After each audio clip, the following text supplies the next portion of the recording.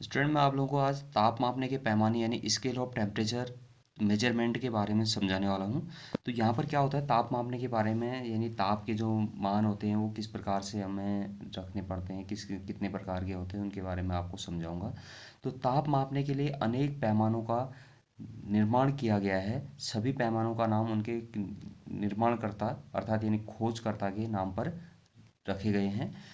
पैमानों के निर्माण में जल के हिमांक यानी फ्रीजिंग पॉइंट को प्रारंभिक बिंदु तथा क्वथनांक यानी बॉइलिंग पॉइंट को हम अंत्य बिंदु कहते हैं, यानी ऊर्ध्व बिंदु कहते हैं। ठीक है। तो कहने का मतलब यह है, इसको प्रारंभिक बिंदु को हम अधो बिंदु भी कहते हैं और अंत्य बिंदु को हम ऊर्ध्व बिंदु भी कहते हैं। ठीक है। सबसे कम और सबसे ज़्यादा कितने में होता है। सबसे पहले हम शुरू करते हैं सेल्सियस पैमाने के बारे में। सेल्सियस पैमाने का जो खोजकर्ता का नाम है इनका सेल्सियस, वैज्ञानिक है कोई, और ये स्वीडन के हैं। और इन सेल्सियस पैमाने में जल का प्रारंभिक बिंदु यानी अधो बिंदु 0 डिग्री सेंटीग्रेड होता है। यहाँ पर बर्फ बन जाता है कोई चीज़, जैसे जल बर्फ बन जाएगा। ठीक है। और जल का अंत्य बिंदु यानी ऊर्ध्व पॉइंट यानी बॉइलिंग पॉइंट कितने तक होता है, 100 डिग्री सेंटीग्रेड तक होता है, यानी 100 डिग्री सेंटीग्रेड तक यहाँ पर पानी बॉयल हो जाएगा, यानी पूरा खौल जाएगा यहाँ पर। ठीक है। और खंडों की संख्या होती है इसमें 100 होती है, और प्रतीक होता है इसका सी होता है।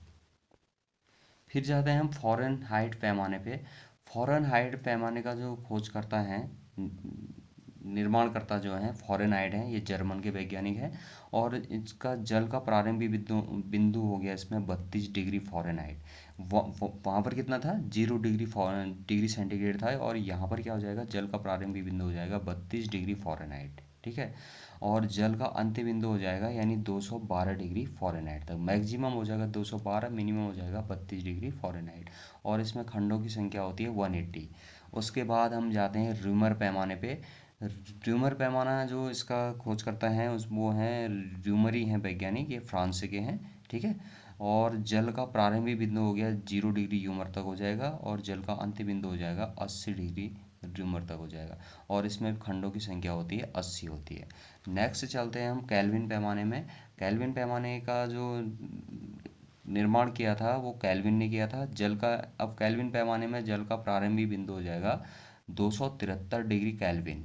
ठीक है। और जल का जो अंतिम बिंदु हो जाएगा, अंतिम बिंदु जो हो जाएगा 373 डिग्री केल्विन हो जाएगा। यानी मिनिमम 273 से डिग्री केल्विन में मापेंगे इसको, और मैक्सिमम कहाँ तक जाएगा, 373 केल्विन तक जाएगा। और खंडों की संख्या 100 हो जाएगी इसमें। फिर चारों पैमानों में संबंध क्या होता है, देखिए, C/100 equal to F-32/180 equal to R/80 equal to K-273/5। तो ये आपका एक संबंध होता है, कोई भी चीज़ जैसे फ़ारेनहाइट को सेंटीग्रेड में बदलना है या ट्यूमर में बदलना है, केल्विन में, इनमें संबंध होता है, इसके इक्वल में ये हो जाएगा। ठीक है। तो यहाँ पर फार्मूला कोई भी कर सकते हैं। उसके बाद दूसरा फार्मूला इसी का होता है, C-0/5 equal to F-32/9 equal to R-0/4 और इक्वल टू हो जाएगा K-273/5। स्टूडेंट इसको ध्यान से देखेंगे। ठीक है। और मेरे इस वीडियो को आप ज़्यादा से ज़्यादा इसमें शेयर कीजिए इसको, और इसको जो भी नए इसमें देख रहे हैं वो मेरे चैनल को सब्सक्राइब कीजिए। Thank you.